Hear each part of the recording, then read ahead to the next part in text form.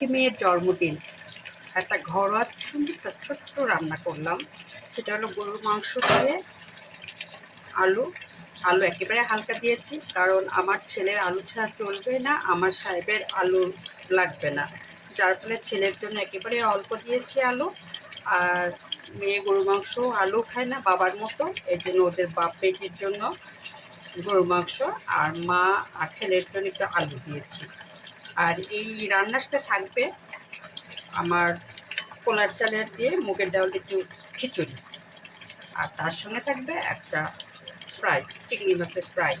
এই হলো আমার আজকে ঘরোয়া রান্না। আর মেয়ের যেহেতু জন্মদিন, হালকা তেমন কিছু করিনি, কারণ কয়দিন ধরে একটু ভালো মন্দ খাওয়া হচ্ছিল, ছেলের রেজাল্ট হলো, আর একটা ভালো একটা খবর আসলো, এই জন্য আজকে আমি হালকার মধ্যেই রাখলাম। পুরা ঘরোয়া এই গরুর মাংস, পোলার চাল দিয়ে মুগের ডাল দিয়ে খিচুড়ি রান্না করব, আর চিংড়ি মাছ ফ্রাই করব। এই হলো আমার মেয়ের জন্য আজকে স্পেশাল।